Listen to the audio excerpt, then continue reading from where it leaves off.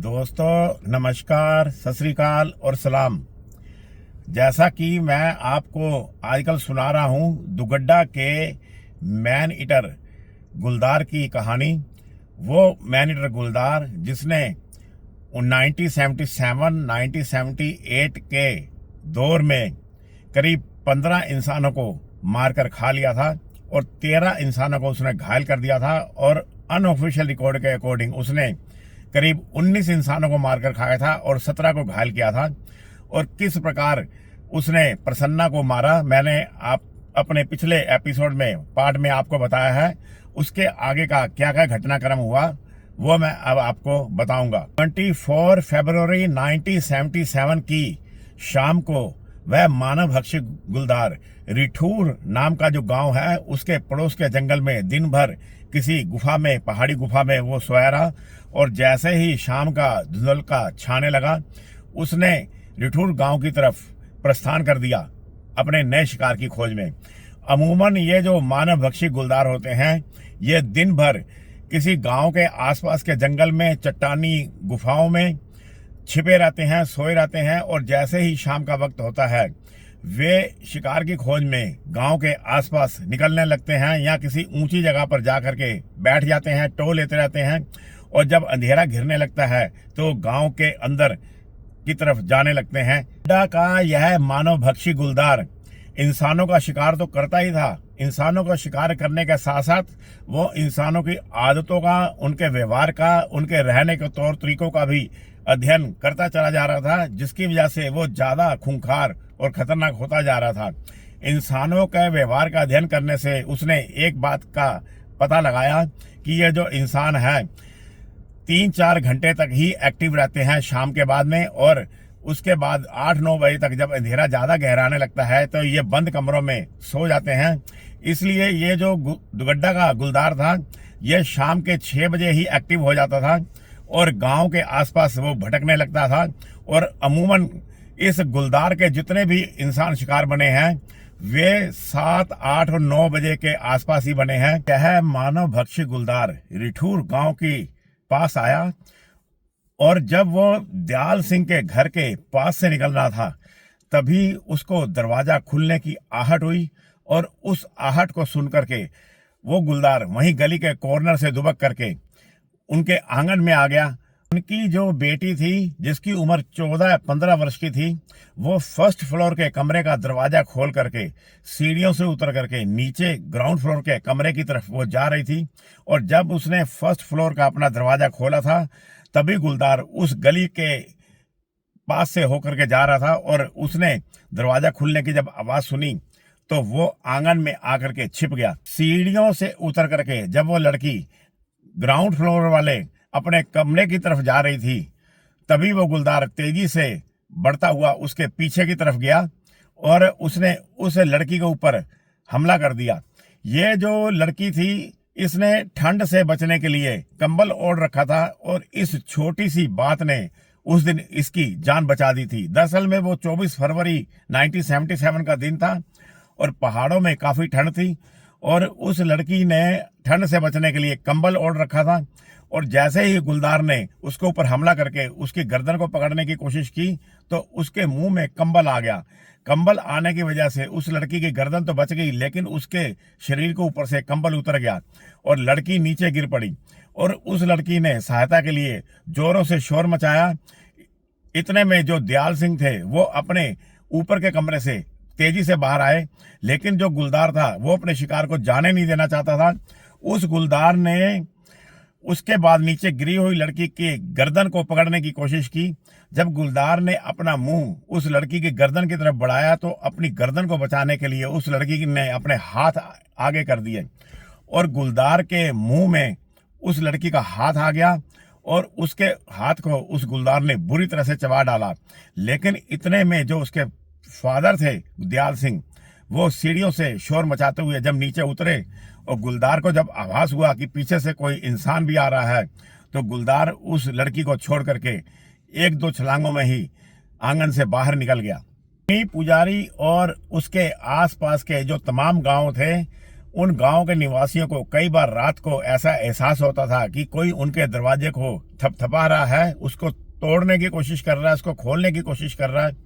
और तब वो गांव वाले अंदर से ही शोर मचाते थे, थालियां पीटते थे, कनस्तर पीटते थे, और तब तमाम गांव में शोर हो जाता था और गुलदार उस गांव को छोड़ करके फिर किसी दूसरे गांव के अंदर चला जाता था और वहां से भी फिर ऐसा ही शोर होता था।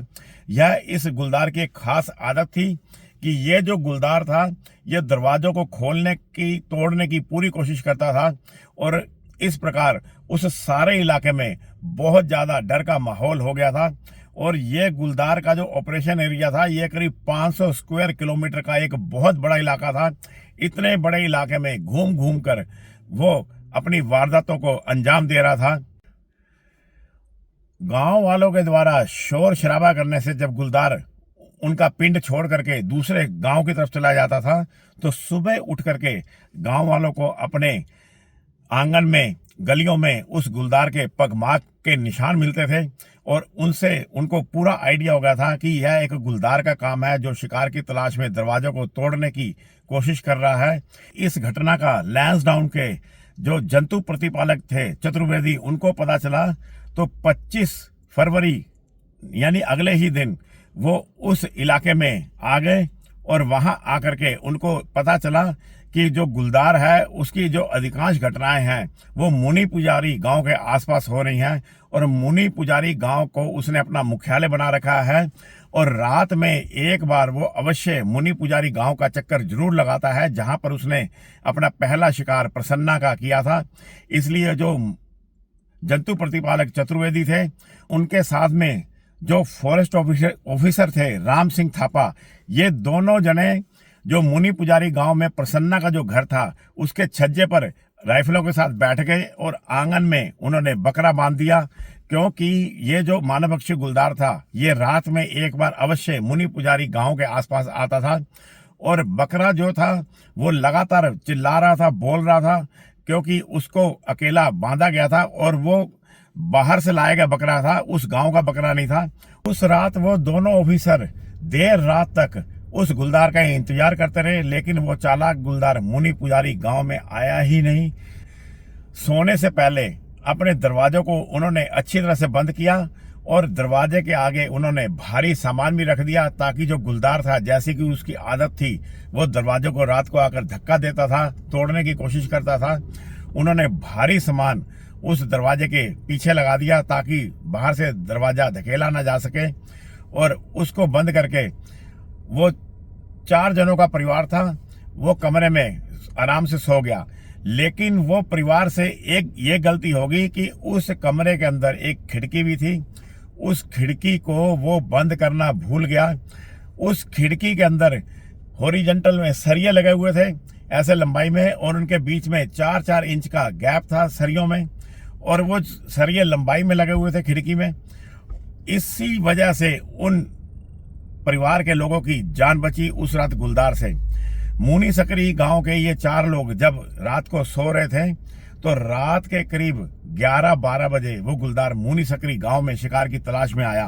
गुलदार ने देखा कि उनका जो शिकार है वो सामने ही फर्श पे सोया हुआ है, तो गुलदार धीरे से खिड़की के पास आया और उसने बहुत प्रयत्न किया कि उन सरियों के जो गैप थे उनके बीच में से निकल जाने की कोशिश की, लेकिन वो कामयाब नहीं हो पाया क्योंकि सरियों के बीच में 4 इंच का गैप था और 4 इंच के गैप की वजह से वो गुलदार उस सरियों के गैप के अंदर निकलने में कामयाब नहीं हो पाया। दुनिया में जितनी भी बड़ी बिल्लियां पाई जाती हैं उनमें जो गुलदार है उसका शरीर सबसे लचीला, सबसे फुर्तीला और अपने आप को सबसे अधिक सिकोड़ करके रखने की उसमें क्षमता होती है। और अपनी इसी काबिलियत के कारण जो गुलदार है वो छोटी सी छोटी जगह में से भी बड़ी आसानी से निकल जाता है और गुलदार का जो शरीर है वो 6 से लेकर के 8 इंच के गैप में से बड़ी आसानी से निकल जाता है। इसी प्रकार भोला नाम का एक गुलदार दिल्ली के चिड़ियाघर में 1956 के आसपास की बात है, चिड़ियाघर के 6 इंच के गैप में से वो निकल करके भाग गया था। और इसी कारण से चिड़ियाघरों में जो गुलदार रखे जाते हैं उनका जो गैप होता है वो 3 इंच या 2.5 इंच रखा जाता है, और जो इनको पकड़ने के जो पिंजरे होते हैं उनका गैप भी 2.5-3 इंच का ही रखा जाता है। और यहाँ पर भी 4 इंच का गैप था, और इस 4 इंच के गैप में वो गुलदार नहीं निकल पाया। अगर वो गैप 5 इंच या 6 इंच का होता तो शायद वो गुलदार अवश्य उसके अंदर एंटर कर जाता। लेकिन जो छोटे साइज के दुबले पतले गुलदार होते हैं वो 5 इंच के गैप में से भी निकल जाते हैं। बहरहाल गुलदार ने उस गैप में से निकलने की कोशिश की, लेकिन जब वो कामयाब नहीं हो पाया तो उस गुलदार ने अब उन सरियों को अपने पंजों से पकड़ करके और दांतों में दबा करके उखाड़ने शुरू कर दिया। और जब गुलदार उन सरियों को मोड़ने की या तोड़ने की कोशिश कर रहा था तो उससे उन परिवार के लोगों की आंख खुली जो सोए हुए थे, और उनमें से एक पर्सन जैसे ही उठा और उसको ऐसे लगा कि जैसे कोई धक्का लगा रहा है, तो सबसे पहले उसने ये सोचा कि शायद गुलदार ही होगा जो कि दरवाजे को धक्का लगा रहा है, और उसका ध्यान सबसे पहले दरवाजे की तरफ गया। लेकिन दरवाजे पर किसी तरह की कोई मूवमेंट, कोई हलचल उसे नजर नहीं आई। और जब उसका ध्यान खिड़की की तरफ गया तो चांद की रोशनी में उसने एक छाया को देखा जो कि सरियों को उखाड़ने की कोशिश कर रही थी। और जैसे ही उसने टॉर्च की रोशनी मारी, उस गुलदार की जो आंखें थी वो अंगारों की तरह दहक उठी। गुलदार की आंखों पर जब टॉर्च की रोशनी या किसी गाड़ी की हेडलाइट की रोशनी पड़ती है तो उसकी आंखों का रंग पीला सुनहरा कुछ हरा सा एम्बर कलर का होता है। टॉर्च और कार की हेडलाइट में उसकी आंखें बहुत चमकदार दिखाई देती हैं, क्योंकि गुलदार की आंखों के पीछे टैपेटम ल्यूसिडम की एक परत होती है। यह रोशनी को रिफ्लेक्ट कर देती है, इस कारण 6-7 गुना ज्यादा वो इंसानों से रात को देखता है। और सबसे बड़ी बात यह है कि रात को जो गुलदार है उसकी आंखों की पुतली बड़ी हो जाती है, जिससे अधिक मात्रा में रोशनी उसकी आंखों के अंदर जाती है, जिससे वो ज्यादा अच्छी तरह से देखने में सक्षम हो जाता है। और जब वो गुलदार दांतों में अपने सरियों को पकड़ करके पंजों से उसे झंझोड़ रहा था, उखाड़ने की कोशिश कर रहा था, तो वो जो बंदा उठा था कमरे में सोया हुआ, उसने शोर मचाया, और उसके शोर से जो 3 जने और सोए हुए थे वह भी उठ बैठे। और जब उन सब ने मिलकर के शोर मचाया तो जो गुलदार था वो एक ही छलांग में नीचे उतर गया, और उसके बाद में वो अंधेरे में विलीन हो गया। और जो पर्सन सोए हुए थे वो जल्दी से उठे और उन्होंने खिड़की को बंद किया, और खिड़की को बंद करने के बाद में उन्होंने चैन की सांस ली। लेकिन गुलदार उनका पीछा कहाँ छोड़ने वाला था। गुलदार कभी आकर के उनके दरवाजे पर धक्का लगा रहा था, कभी उनकी खिड़की पे आकर के वो धक्का लगा रहा था, और वो चारों जने अंदर से बुरी तरह से डरे हुए शोर मचा रहे थे। और उनके शोर मचाने से गांव के दूसरे लोगों तक भी उनकी आवाज गई, और उन्होंने भी कनस्तर पीटने और शोर मचाने शुरू कर दिया। तब जाकर के उस गुलदार ने मून सकरी गांव में उन परिवार का पीछा छोड़ा, और उसके बाद वो गुलदार मून सकरी गांव को छोड़ करके जंगल की तरफ निकल गया। और ये ऐसा गुलदार जो कि दरवाजों को उखाड़ने की, सरियों को उखाड़ने की, खिड़कियों को धक्का देने की कोशिश करता है, ऐसा मैन ईटर जो गुलदार है वो बहुत कम देखने सुनने को मिलता है। वैसे दरवाजों को उखाड़ने की, धकेलने की जो कोशिश है वो मैन ईटर गुलदारों के द्वारा ही की जाती है। जो मैन ईटर टाइगर होता है वो कभी भी गांव के अंदर आकर के दरवाजों को उखाड़ने की या उनको धकेलने की कोशिश नहीं करता। ये आदतें मैन ईटर गुलदारों में ही पाई जाती हैं। 9 मार्च 1977 को नोबाड़ी गांव को रात के अंधेरे ने अपनी काली चादर में ढक लिया। नोबाड़ी गांव के आसपास का जो जंगली इलाका था, जो पहाड़ थे, और साथ में जो गांव के घर, सीढ़ीदार खेत, वे सभी एक साथ रात की काली चादर में छिप गए। और जैसे ही रात गहराने लगी, जो मानभक्षी गुलदार था उसने अपना रुख नोबाड़ी गांव की तरफ किया। नोबाड़ी गांव का रहने वाला 9 साल का प्रीतम सिंह पहली मंजिल पर अपने कमरे के अंदर बैठा हुआ, वो तख्ती के ऊपर गिनती लिख रहा था, होमवर्क कर रहा था। उस होमवर्क को उसने अगले दिन स्कूल में दिखाना था, और उसके पास ही पलंग के ऊपर उसकी मौसी बैठी हुई थी, जिसकी उम्र 19-20 साल की रही होगी। और जो प्रीतम था वो अपने होमवर्क में मशगूल था, और उसी घर के आंगन में उसकी नानी चूल्हे पर बैठी खाना बना रही थी। और नानी के बगल में ही चूल्हे पर आग सेक रहा था प्रीतम सिंह का नाना। दरअसल में ये जो प्रीतम सिंह था ये नाना नानी के घर ही रहता था और कई बरस पहले प्रीतम की जो माँ थी उसका देहांत हो चुका था। प्रीतम का जो पिता था, जो फादर था, वो उसका नाम था भगत सिंह और ये भगत सिंह हवलदार था फौज में, भारत की फौज में, और वो ड्यूटी पर गया हुआ था। अपनी पत्नी की मृत्यु के बाद में उसने अपने बच्चे लड़के को जो 9 साल का था उसको अपने नाना नानी के पास छोड़ दिया था ताकि उसकी अच्छी तरह से देखभाल हो जाए। और किसी को क्या पता था कि ये जो मानवभक्षी गुलदार है ये प्रीतम सिंह को उसकी माँ के पास ही भेज देगा और उनका आपस में मिलन करा देगा। प्रीतम सिंह जब ऊपर बैठा अपना होमवर्क कर रहा था और जब नानी ने खाना बना लिया तो उसने नीचे से आवाज लगाई प्रीतम सिंह को कि ओ प्रीतम आकर के खाना खा लो। और जब प्रीतम को इसकी आवाज नहीं पहुंची तो उसका नाना उठा और सीढ़ियों के पास जाकर के उसने जोरों से आवाज लगाई, प्रीतम बेटा नीचे आ जाओ, खाना खा लो, खाना तैयार है। और जब प्रीतम को पता चला कि खाना तैयार हो गया है तो उसने बोला ठीक है नाना मैं आ रहा हूं, और उसने अपनी तख्ती रखी और जैसे ही वो नीचे जाने लगा उसके पीछे पीछे उसकी जो मौसी थी 19-20 वर्ष की वो भी प्रीतम सिंह के पीछे होली। प्रीतम के बीच में और उसकी मौसी के बीच में केवल 3-4 फीट का ही फर्क था। सीढ़ियों से जैसे ही प्रीतम सिंह नीचे उतरने लगा तो वो गुलदार की निगाह में आ गया और गुलदार ने एक क्षण के अंदर अपना डिसीजन बदला। कहाँ तो वो नानी के ऊपर में अपनी निगाह रखे हुए था और वो इसी कश्मकश में था कि इस शिकार को पकड़ा जाए या ना पकड़ा जाए, क्योंकि वो आग के पास बैठे हुए थे और दूसरा वो 2 जने थे। लेकिन जैसे ही उसने प्रीतम को सीढ़ियों के पास देखा उसने एक छलांग लगाई और एक ही छलांग में उसने प्रीतम की गर्दन को पकड़ लिया। और गर्दन को पकड़ने के बाद में वो जो ढलवा जमीन थी, जो एक ढलान बनाती हुई सीधी तरह खेतों की तरफ जाती थी, उस ढलवा जमीन की तरफ उसने छलांग लगा करके वो जंगल की तरफ भाग गया। और वो गुलदार ने इतनी तेजी से हमला किया था कि उससे 3-4 कदम पीछे उसकी जो मौसी 19-20 वर्ष की थी उसको पता ही नहीं चला कि प्रीतम को कौन ले गया है। एक ही क्षण में उसके सामने एक छाया की तरह कोई चीज आई और प्रीतम को लेकर के वो चली गई। एक क्षण तक तो उसकी मौसी अवाक रह गई, उसको समझ में नहीं आया। लेकिन जब उसने देखा कि गुलदार ढलवा जमीन पर प्रीतम को लेकर भाग रहा है तो उसने देख लिया कि एक गुलदार प्रीतम को ले गया है, तो उसने तुरंत जोर जोर से चिल्लाना शुरू कर दिया, मिसवाक मिसवाक। मिसवाक का मतलब वहां की लोकल भाषा में आदमखोर को मिसवाक बोला जाता है। और उसके इस प्रकार शोर मचाने से जो प्रीतम के नाना पास में बैठे नानी के आग सेक रहे थे उन्होंने तुरंत वहां से लालटेन उठाई। वहां पर लालटेन भी उनके पास में पड़ी हुई थी और वो उसी दिशा की तरफ, उस गुलदार की पीछे की तरफ शोर मचाते हुए भाग पड़े। प्रीतम के नाना के पीछे प्रीतम की नानी भी हाय प्रीतम बोलती हुई पीछे की तरफ भाग पड़ी और उसके पीछे पीछे उसकी जो मौसी थी वो भी भागी।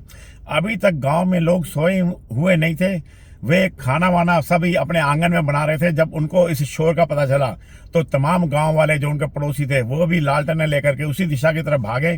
और जब 15-20 लोगों को अपने पीछे आता देख करके वो जो गुलदार था वो प्रीतम की बॉडी को छोड़ करके जंगल में भाग गया। और गांव से करीब 200 मीटर दूर उस प्रीतम की डेड बॉडी मिली और उसके गले पर निशान पड़े हुए थे कैनाइन के और उनमें से खून निकल रहा था। और इस प्रकार उस प्रीतम को भी उस मैन ईटर गुलदार ने उसकी मां के पास ही भेज दिया। और इस घटना की सूचना डबरालस्यू पट्टी के जो तहसीलदार थे उनको पहुंचाई गई। नीला पट्टी के अंतर्गत एक गांव आता है, उस गांव का नाम है गुनखिल गांव। जो गुनखिल गांव है वो एक पहाड़ी ढलान पर बसा हुआ है। जैसे पहाड़ी है इसकी ढलान पर एक गांव बसा हुआ है और ये पहाड़ी करीब 300-400 फीट की गहराई पर नीचे उतर करके एक छोटी सी घाटी बनाती है। और नीचे उतरने के बाद में एक दूसरा पहाड़ उसके ऊपर साइड से ऊपर चढ़ने लगता है और यहाँ बीच में घाटी बनी हुई है। और इस घाटी में एक जंगली नाला बहता है और उस जंगली नाले का नाम है घोटा गदन। घोटा गदन मतलब एक सूखा नाला है जिसे कि गदेरा भी बोला जाता है वहाँ की लोकल भाषा में। और यहाँ पर गुनखिल गांव है और इसके साथ में जो सामने पहाड़ी है, यहाँ पर घोटा नाम का गांव है। इसी घोटा नाम के गांव पर इस वैली में जो नाला बहता है उसको घोटा गदन का नाला बोला जाता है। और ये घोटा गदन का जो नाला है, इसके आसपास का जो इलाका है वो झाड़ियों वाला जंगल है और बीच बीच में पेड़ भी हैं। और इसी गुनखिल गांव में इस गुलदार के द्वारा नया घटनाक्रम किया गया। एक इंसान को मारा गया और उसको खाया गया। उस समय तक ये जो सीला पट्टी का इलाका था, यहाँ पर जो घोटा गांव था, घोटा गदन का जो जंगली नाला था, यहाँ गुनखिल जो गांव था और इसके आसपास का जो तमाम एरिया था, यहाँ पर उस मैन ईटर गुलदार के द्वारा अभी तक किसी तरह की कोई एक्टिविटी नहीं की गई थी, किसी तरह की कोई उसने किलिंग नहीं करी थी, कोई अटैक नहीं किया था। इसलिए यहाँ के जो लोग थे वो बेखबर थे और यहाँ का जो वातावरण था वो उतना भयजनक नहीं था। उनको उड़ती उड़ती खबरें तो आती थी कि एक मानव भक्षी जो गुलदार है वो दुगड्डा के आसपास जो मुनी सकरी गांव है या मुनी पुजारी का गांव है, वहां पर वो वारदातें कर रहा है। लेकिन अभी तक यहाँ पर उस गुलदार के द्वारा कोई वारदात नहीं की गई थी। 11 मार्च 1977 को इसी गुनखिल गांव का एक निवासी जिसका नाम संतराम था, वो अपने घर के बाहर खुले में सो रहा था। उसने अपना जो बिस्तर था, जो चारपाई थी, वो जो जानवरों का जो बाड़ा है जहां पर उसने अपनी गाय बछिया पाली हुई थी, उसके बाहर ही उसने अपना चारपाई लगाई हुई थी और उस पर खुले में सो रहा था। उसे किसी तरह का कोई डर या खौफ नहीं था, क्योंकि अभी तक वहां पर, जैसा कि मैंने आपको पहले बताया, कि उस मैन ईटर के द्वारा किसी तरह की कोई कार्रवाई दूर दूर तक नहीं की गई थी इसके आसपास। और वो जो संतराम था वो थोड़ा सा सुनने में ऊंचा सुनता था। उसके कान में उसको कोई प्रॉब्लम थी बचपन से ही, जिसकी वजह से उसे ऊंचा सुनाई देता था। दरअसल में वो बाहर इसलिए सोया था कि उसकी एक गाय थी जो कि गर्भवती थी और उसको कभी भी बछड़ा हो सकता था और उसको कोई जरूरत ना पड़े, या जब कोई नया नया बछड़ा जन्म लेता है तो उसको गीदड़ों के द्वारा, लकड़बग्घों के द्वारा भी खतरा रहता है। इस वजह से वो जो संतराम था वो उस गाय की सहायता के लिए बाहर ही चारपाई पर सोया हुआ था। इसी संतराम की एक बेटी थी जिसकी उम्र 8-9 वर्ष की थी। उसका नाम था सुमा देवी और सुमा देवी की बड़ी बहन का नाम था गुड्डी, जो कि 12-13 वर्ष की थी। ये दोनों बहनें एक कमरे में सोई हुई थी और उसी कमरे के अंदर संतराम की जो वाइफ थी और इन बच्चों की जो माँ थी, उसका नाम था पवित्री देवी, वो भी पास की चारपाई पर सोई हुई थी। इस प्रकार 3 जने ऊपर कमरे में सोए हुए थे और आंगन से करीब 10-15 कदम की दूरी पर जानवरों का बाड़ा था, जहां पर कि संतराम बाहर खुले में सोया हुआ था। और नीचे आंगन में ही सीढ़ियां जब उतरती थी तो नीचे रसोई घर था जहां पर खाना बनाया खाया जाता था। और उस शाम को सुमा जल्दी सो गई थी, उसने कुछ खाया नहीं था, इसलिए उसकी माँ ने कमरे के अंदर ही रोटी रख दी थी और गुड़ रख दिया था, ताकि जो सुमा है अगर वो रात को उठे तो वो खाना खा सके। पवित्री देवी ने रोटी भी रख दी थी, गुड़ भी रख दिया था, लेकिन वो पीने का पानी रखना कमरे में भूल गई थी। और इसी एक बड़ी भूल ने उस सुमा की जान की कीमत के साथ में इस भूल को अदा किया था। क्या घटनाक्रम हुआ वो मैं आपको बता रहा हूं। रात के करीब 9-10 बजे जो सुमा थी वो उठी और उसने अपनी माँ को झंझोड़ करके हिलाया और बोली, ए माँ, मुझे भूख लगी है। तो पवित्री देवी ने बोला कि पास में ही रोटी रखी हुई है और गुड़ रखा हुआ है, वो अलमारी में, उसको निकाल करके खा ले। और जो सुमा थी वो उठी और उसने अलमारी में रखी हुई रोटी निकाली, गुड़ निकाला और उसको खाया। और उसके खाने के बाद में जाहिर है उसको प्यास भी लगनी थी, और जब उसको प्यास लगी तो उसने अपनी माँ को बोला कि माँ, मुझे पानी चाहिए, मुझे प्यास भी लगी है। फिर जब उसने माँ से पानी मांगा तो माँ दिन भर की थकी हुई थी और कुछ नींद के आलस में थी। उसने गुड्डी को बोला, ए गुड्डी, उठ और सुमा को पानी ला करके दे दे नीचे रसोई से। और जब ये सारा वार्तालाप उन माँ बेटी में चल रहा था तो वहाँ बगल की जो गली थी वहां पर पहली बार उस गुलदार की आमद हुई थी। पहली बार वो जो गुलदार था वो गुनखिल गांव के अंदर एंटर हुआ था। इसकी वजह यह थी कि जो मुनी पुजारी या मुनी सकरी बड़े थे, आसपास के जो गांव थे, वहां पर इस गुलदार की एक्टिविटी बहुत हो गई थी और वहां के लोग होशियार हो गए थे। वो शाम होते ही घरों में दुबक जाते थे, छिप जाते थे। और इसके अलावा उस गुलदार को वहां पर मारने की कोशिशें भी शुरू हो गई थी। उसको मैन ईटर डिक्लेयर कर दिया गया था। इसलिए गुलदार ने अपना एरिया बड़ा करके दूर के इलाकों में वो चला गया था और वहां पर उसने वारदात करनी शुरू कर दी। इसी चक्कर में वो आज की रात इसी गुनखिल गांव में आया था। और जब इन माँ बेटी की आवाज उस गुलदार के कानों में पड़ी तो जो गुलदार था वहीं गली में चिपक गया और धीरे से बढ़ता हुआ वो उस आंगन के कोने के पास आकर के एक दीवार के साथ चिपक करके लेट गया और इंतजार करने लगा। दरअसल में जब वो गुलदार उस कमरे के उस आंगन के अंदर आया था तो उसकी निगाह सामने सोए हुए उस संत राम पर पड़ी तो गुलदार बड़ा आश्चर्यचकित हो गया। गुलदार बड़ी देर से बैठा हुआ संत राम को सोए हुए देख रहा था और वो इसी कश्मकश में पड़ा हुआ था कि कहाँ तो जो लोग हैं वो घरों के अंदर दुबक करके छिप करके उससे डर करके सोते हैं और कहाँ ये खुले में एक इंसान सोया हुआ है। तो यहाँ पर सामने शिकार होने की वजह से भी गुलदार ने संत राम पर हमला नहीं किया। वो असमंजस में पड़ा रहा। गुलदार शंकालु हो गया। दरअसल में जो गुलदार होते हैं इनकी एक बड़ी ही अजीब आदत होती है जो किसी भी दूसरी बड़ी बिल्लियों में नहीं पाई जाती। जो गुलदार होता है वो बड़ा ही अजीब व्यवहार का और बड़ा ही अप्रत्याशित व्यवहार का जानवर है जो कि अचानक से कुछ भी कर सकता है। यही गुलदार जब कोई गांव की बकरी या कोई बछड़ा भूला भटका जंगल में पहुंच जाता है और जब वो बकरी बोलती है तो यह गुलदार कोई साजिश समझ करके किसी प्रकार की कोई चालाकी समझ करके उस मिमियाते हुई बकरी के ऊपर जंगल के अंदर हमला नहीं करता।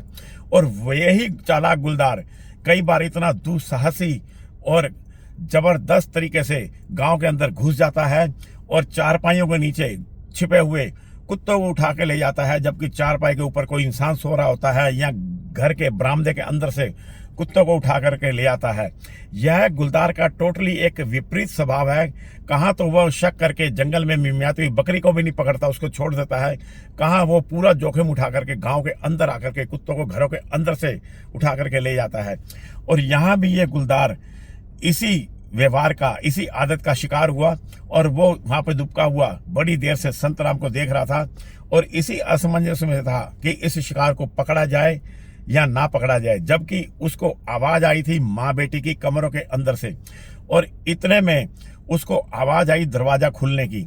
दरअसल में जैसे ही दरवाजा खोला गुड्डी ने पानी लाने के लिए, उसने सबसे पहले जलती हुई लालटेन उठाई। लालटेन उठा करके गुड्डी दरवाजा खोल करके जैसे ही सीढ़ियों से नीचे उतरने लगी, गुलदार तुरंत सीढ़ियों की साथ वाली दीवार पे लेट गया और उसने उस संतराम को पकड़ने का जो निश्चय वो कर रहा था उसको छोड़ करके इस नए शिकार को उसने देखना शुरू कर दिया। और जैसे ही गुड्डी कमरे से बाहर निकली, जो उसके पीछे पीछे सुमा थी प्यासी पानी पीने के लिए, वो भी उस गुड्डी के पीछे चल दी और गुड्डी से 3-4 कदम पीछे ला करके सुमा भी आ रही थी। जबकि गुड्डी को इस बात का पता ही नहीं था कि उसकी बहन जो सुमा है वो कमरे में से निकल करके उसके पीछे पीछे आ रही है। सीढ़ियों से उतर करके जो गुड्डी थी वो जैसे ही रसोई के पास आई और पीट करके उसने रसोई का जब दरवाजा खोला और खोल करके जब वो कमरे के अंदर जाने लगी तो उसने उस रसोई के दरवाजे पर लालटेन रख दी ताकि उसकी जो रोशनी थी वो कुछ रोशनी रसोई के अंदर भी आए और कुछ रोशनी आंगन में भी रहे। और इतने में जो सुमा थी वो नीचे उतर करके आकर के लालटेन के पास खड़ी हो गई और जो गुलदार था उसको मौका मिल गया सुमा के रूप में। सुमा 8-9 वर्ष की बच्ची थी और गुलदार के लिए वो उसका मनपसंद फेवरेट उसका शिकार था, क्योंकि जो गुलदार होते हैं वो हमेशा ऐसे शिकार को पकड़ने की कोशिश करते हैं जब वे मानव भक्षी हो जाते हैं, जो कि अशक्त हो, जो उनका सामना ना कर सके। इसके लिए जो मानव भक्षी गुलदार है वो अधिकांश मामलों में बच्चों का शिकार करते हैं या फिर बूढ़ो इंसानों का, ओल्ड उम्र के जो पर्सन होते हैं उनका शिकार करते हैं, क्योंकि वो इनका मुकाबला नहीं कर पाते। लेकिन बच्चे मानव भक्षी गुलदार के एक फेवरेट शिकार होता है। एक तो बच्चों को मारना बड़ा आसान होता है, दूसरा उनका जो मांस होता है वो कोमल होता है, नरम होता है, तीसरा उन बच्चों को उठा करके ले जाना बहुत आसान होता है, उसको ड्रैग नहीं करना पड़ता। गुलदार उस बच्चे को मुंह में दबा करके सीधा ही छलांगे मारता हुआ गायब हो जाता है। और इस प्रकार गुलदार का ये फेवरेट जो शिकार था उसको नजर आ गया और उसने संतराम की तरफ भी ध्यान छोड़ दिया। और अगर सूमा नहीं उतरती तो पक्की बात थी ये गुलदार उस गुड्डी के ऊपर फिर हमला करता, क्योंकि गुलदार वहां पर शिकार करने के उद्देश्य से ही आया था और वो मानव भक्षी गुलदार था। जब गुलदार ने छलांग लगा करके सूमा की गर्दन को दबोचा तो जो सूमा थी वो नीचे गिर पड़ी। और जैसे ही सूमा नीचे गिरी, गुलदार ने गर्दन से पकड़े पकड़े ही एक जोरदार मुंह से झटका दिया और झटका दे करके सूमा को उछाल करके 6-7 फीट दूर फेंक दिया। और सूमा उछल करके आंगन के कोने में पड़े हुए गोबर के एक ढेर पर जाकर गिरी। और जब गुलदार सूमा को गर्दन से पकड़ करके उछाल रहा था और धम की आवाज हुई थी सूमा के गिरने की, उसी समय गुड्डी ने पीछे मुड़कर देखा कि एक काली छाया सूमा को पकड़ करके हवा में उछाल रही है। और सूमा के हाथों से जो पकड़ा हुआ पानी का गिलास था वो छूट गया और नीचे गिर पड़ा। गुड्डी के चीखने की जो आवाजें थी वो पड़ी ऊपर सोई हुई पवित्री देवी के कानों में। और उधर जो गुलदार था वो उसे छलांग मार करके उस गोबर के ढेर के पास गया और वहां से उसने दोबारा से उसको गर्दन से पकड़ा सूमा को, और फिर उसने ऐसे उछाल करके सूमा को आंगन से बाहर फेंक दिया। उसके चिल्लाने की आवाज जो थी वो संतराम के कानों में नहीं पहुंची, क्योंकि संतराम ऊंचा सुनता था और किसी तरह की कोई आवाज भी संतराम को सुनाई नहीं पड़ी। तो गुनखिल गांव की जो ढलान थी जो कि घोटा गदेरे के पास में नाले के पास जाती थी, वहां पर उस ढलान पर सीढ़ीदार खेत बने हुए थे गेहूं के। और गुलदार उसको बाहर जब फेंक दिया सूमा को, तो गुलदार एक ही छलांग में उन खेतों के पास पहुंच गया और वहां से उसने सूमा को उठाया और सीढ़ीदार खेतों से होता हुआ घोटा गदन जो नाला था जंगली उस दिशा की तरफ वो चल दिया। और इधर जो उसकी बहन गुड्डी थी उसने जब बाहर आकर के देखा तो उसको नजर आ गया कि कोई जानवर छलांग मार करके बाहर की तरफ गया है। उसने गुलदार को दरअसल में उछलते हुए बाहर जाते हुए देखा था और तब उसने जोरों से शोर मचाया, मेस्वाक मेस्वाक। और उसकी मेस्वाक का मतलब कि आदमखोर माँ की लोकल भाषा में। इन आवाजों को सुन करके जो पवित्री देवी थी वो पहले ही उठ चुकी थी और वो तेजी से टॉर्च को लेकर के उतरती हुई बदहास हालत में नीचे आई। और नीचे आकर के उसने गुड्डी से पूछा क्या हुआ। जिस कमरे में पवित्री देवी सोई हुई थी उसके साथ वाले कमरे में उसके 2 बेटे भी सो रहे थे। उनमें एक का नाम जगदीश था और एक का नाम दिनेश था। जगदीश और दिनेश को भी इन शोर के वजह से पता चला कुछ की घटना होगी है घर के अंदर, और वो भी उठ करके नीचे आंगन में आ गए। और नीचे जो पवित्री देवी थी वो बदमाश हालत में सूमा सूमा करके चिल्ला रही थी और इस सारे शोर शराबे का उस संतराम के ऊपर जो कि 6-7 फीट की दूरी पर सोया हुआ था कोई असर नहीं था। उसको झंझोड़ करके पवित्री देवी ने उठाया, तब उसको इस खबर का पता चला। और जब संतराम को पता चला कि ऐसे एक आदमखोर उसकी बेटी सुमा को उठा करके ले गया है, तो उसने तुरंत वहां साथ में पड़ी हुई एक लालटेन उठाई जो कि वहां पर जल रही थी।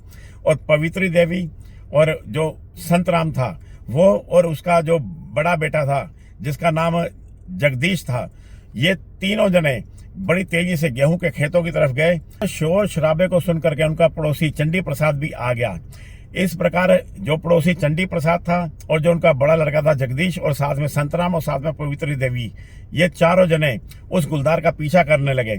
और जब वो गेहूं के खेतों में गुलदार के द्वारा जो जाने का निशान थे वो साफ नजर आ रहे थे, क्योंकि गुलदार जिस दिशा की तरफ से उस सूमा को लेकर के गया था वहां पर गेहूं के खेतों में एक लाइन सी बन गई थी सीढ़ीदार गेहूं के खेतों में, और गेहूं के जो पौधे थे वो दाएं बाएं छितराए हुए थे और आसानी से पता चल रहा था कि गुलदार इसी रास्ते से होकर के गया है। बड़ी तेजी से ये सब जने आगे की तरफ बढ़े और पवित्री देवी पीछे रह गई। और ये तीनों जने जब आगे बढ़े तो इनकी निगाह पड़ी कि इनसे करीब 40-50 फीट की दूरी पर एक बहुत बड़ा गुलदार उसकी बेटी सुमा को गर्दन से पकड़ करके ले जा रहा है और उसके दोनों पांव नीचे घसीटते हुए जा रहे हैं, जिसकी वजह से गेहूं के पौधे टूटते चले जा रहे हैं। और गुलदार उसको उठाए सीधा नीचे घोटा गदन गधेरे की दिशा की तरफ जा रहा है। उन तीनों के द्वारा जोरों से शोर मचाया गया और शोर मचाने से गुलदार को एहसास हुआ कि उसके पीछे 3-4 जने उसका पीछा कर रहे हैं और गुलदार ने एक बार पीछे मुड़ करके देखा और उसके बाद उसने सुमा की बॉडी को नीचे रख दिया। पीछा किए जाने से वो गुलदार पलटा और भयानक रूप से घुर्राता हुआ और फुफकारता हुआ उसने इनके ऊपर हमला कर दिया। 5-7 कदम तक वो गुलदार बड़ी तेजी से इनकी तरफ जब पलटा तो इनको जैसे सांप सूंघ गया हो और ये तीनों वहीं जड़वत पत्थर बन करके खड़े हो गए। जंगल में जब कोई गुलदार किसी इंसान के ऊपर ऐसे गुर्रा करके हमला करता है तो ये केवल वही भुक्त भोगी जान सकता है जिसके ऊपर ये हमला किया जाता है कि हमला करते हुए गुलदार का जो रूप होता है वो साक्षात यमराज जैसा ही होता है।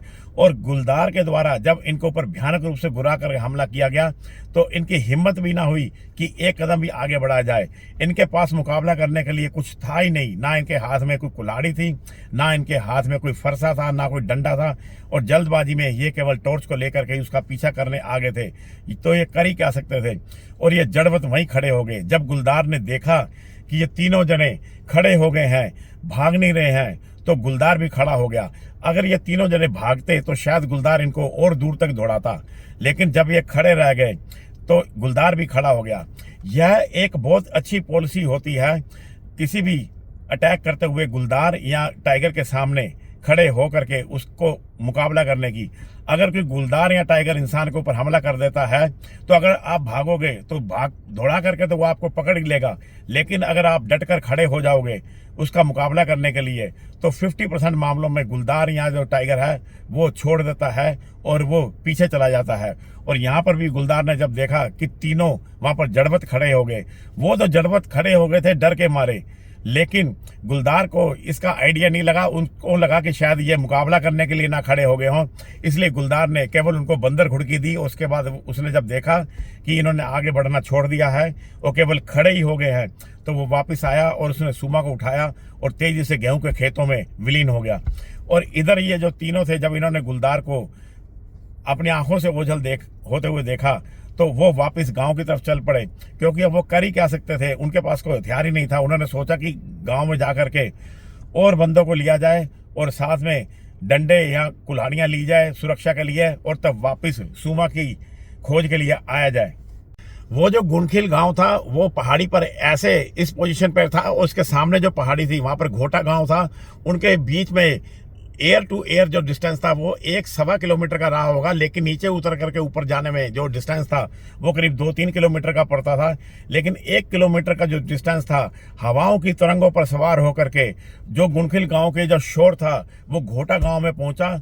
और घोटा गांव में संतराम का छोटा भाई, उसका नाम शिवदत्त था, शिवदत्त वहां पर अपने भांजे के घर में रुका हुआ था। जब उसके कानों में ये आवाज पहुंची तो वहां से 4-5 जने चले, राम प्रसाद, भगवंत सिंह, रघुवीर सिंह, शिवदत्त और कुछ और लोग गुनसिल गांव में पहुंचे हथियार लेकर के। हथियारों के नाम पर उनके पास कोई राइफल या बंदूक नहीं थी, केवल वे कुल्हाड़ियां लेकर चले थे और डंडे लेकर आए थे और टॉर्च लेकर के आए थे। और जब वो गुनखिल गांव में आए तो वहां पर एक सर्च पार्टी बनी 20-25 दिनों की, और वो सर्च पार्टी गेहूं के गिरे हुए पौधों का अनुसरण करती हुई अंदाजे से चलती चली गई। और आधे घंटे में ही वो उस घोटा गदन जो नाला था उसके किनारे पर जा पहुंचे। जब यह सर्च पार्टी घोटा गदन नाले के किनारे पर पहुंची झाड़ियों के पास में, तब उनको समझ में नहीं आया कि किस दिशा की तरफ जाया जाए, क्योंकि यहाँ पर आकर के किसी तरह का कोई निशान नहीं मिल रहा था और टार्चों की रोशनी में रात को निशान मिलना भी कहाँ था। और वो वहां पर खड़े होकर करके अभी सोच विचार कर ही रहे थे कि इतने में उन्होंने अपने सामने ही 10-12 फीट की दूरी पर झाड़ियों में सरसराहट की आवाज आई। जब झाड़ियों की सरसराहट की आवाज आई तो सब उसी दिशा की तरफ देखने लगे, तो अचानक उन्होंने देखा कि झाड़ियों के ऊपरी सिरे बड़ी जोर से हिले हैं और अगले ही पल उसमें से एक गुलदार तेजी से निकला और गुर्राता हुआ छलांग मार करके वो जंगल में अंधेरे में भाग गया। और गुलदार को इस तरह भागते देख करके वो जो गांव की जो टोली थी सर्च पार्टी, उनकी हिम्मत बढ़ गई, क्योंकि कहा तो ये गुलदार ने आधे पौन घंटे पहले ही सर्च पार्टी को दौड़ा करके गुर्रा करके भगा दिया था और कहा अब ये खुद भाग रहा था। और इस सर्च पार्टी ने अब गुलदार का पीछा किया और उसको कम से कम 100-150 फीट तक उसका पीछा किया, उसको खदेड़ दिया। लेकिन रात के अंधेरे में गुलदार उसके बाद पता ही नहीं चला वो कहाँ छिप गया, कहाँ चला गया। उसके बाद वो सर्च पार्टी वापस आई उसी जगह पर जहाँ पर झाड़ियों में सरसराहट हुई थी। वहाँ टार्चों की रोशनी में उन्होंने देखा तो बड़ा ही भयानक और विभत्स दृश्य उनको वहां देखने को मिला। वहां सुमा की बॉडी छाती के बल पड़ी हुई थी, छाती पर उसका एक हाथ पड़ा हुआ था, उसकी एक टांग खा ली गई थी, दूसरी टांग पर खरोंचे खरोंचे और जख्म थे और उसकी जो खाई हुई टांग थी वो पेट तक खा ली गई थी और उसकी अंतड़ियां वहां से बाहर आई हुई थी और बाहर उसकी खाई हुई टांग की चबाई हुई हड्डी भी पड़ी हुई थी और फटे हुए उसके कपड़े भी वहां पे पड़े हुए थे और बड़ा ही खतरनाक और विभत्स दृश्य था, जिसको देख करके जो सुमा की माँ पार्वती देवी थी वो तो बेहोश ही हो गई थी। और बाद में होश आने पर उसने अपने आप को ही दोषी माना कि क्यों नहीं वो उठ करके खुद सुमा को पानी देने गई, या क्यों नहीं उसने उस कमरे के अंदर रोटी और गुड़ के साथ पानी भी रख लिया था। और इस प्रकार सुमा की बॉडी को बरामद किया गया और वहां पर पड़ी हुई सुमा की जो बॉडी थी वो सुमा की बॉडी नहीं थी। जमीन पर माँ का प्यार, भाई का स्नेह, बाप की उम्मीदें सभी मिट्टी में पड़ी हुई अपनी बेबसी पर आंसू बहा रही थी। और इस प्रकार सुमा की आधी खाई बॉडी को बरामद किया गया और एक सफेद चादर जो वो टोली साथ में लेके आई थी उसमें बांध करके उसकी बॉडी को वापस गुनखिल गांव में लाया गया।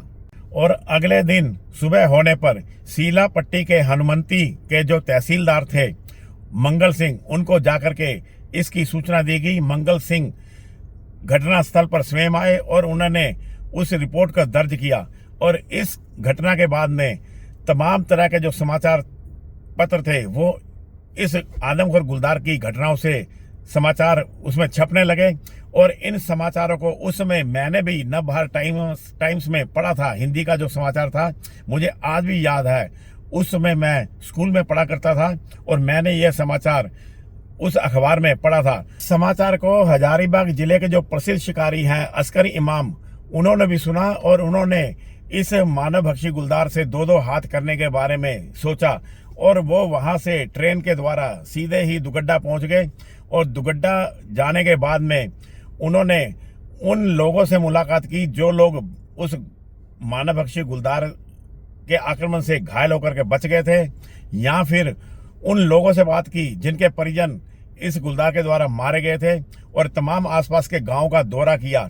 और उन लोगों से बातचीत करने के बाद में जो अस्करी इमाम थे प्रसिद्ध शिकारी हजारीबाग जिले के, वो इस नतीजे पर पहुंचे कि इस गुलदार के जो 3 कैनाइन दांत हैं वो टूटे हुए हैं और उसके पास केवल एक ही कैनाइन दांत है, क्योंकि उसके द्वारा मारे गए जो शिकार हैं उनके गर्दन पर या उसके शरीर पर कैनाइन का एक स्पष्ट निशान मिलता था और बाकी जो 3 निशान थे वो अधूरे या कम दबे हुए मिलते थे, हल्के निशान मिलते थे।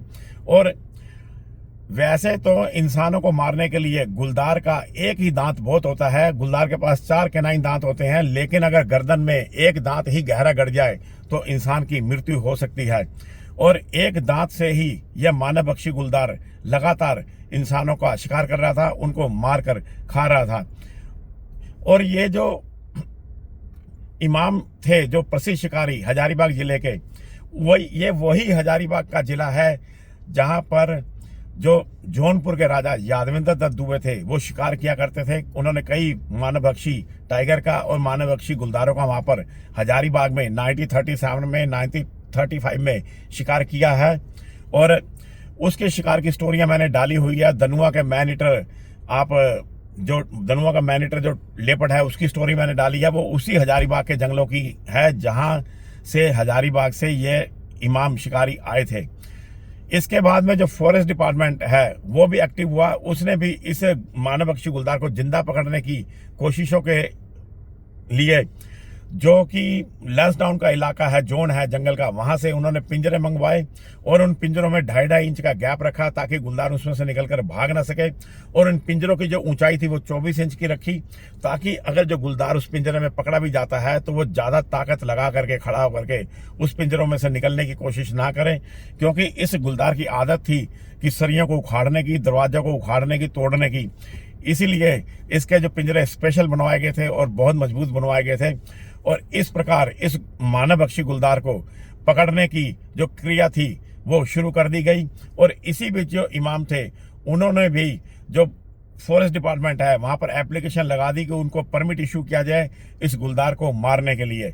और इसके बाद में इस गुलदार को मारा जा सका या पकड़ लिया गया पिंजरे में, या इस गुलदार के द्वारा और क्या क्या घटनाएं की गई वो मैं आपको अपने अगले पार्ट में बताऊंगा।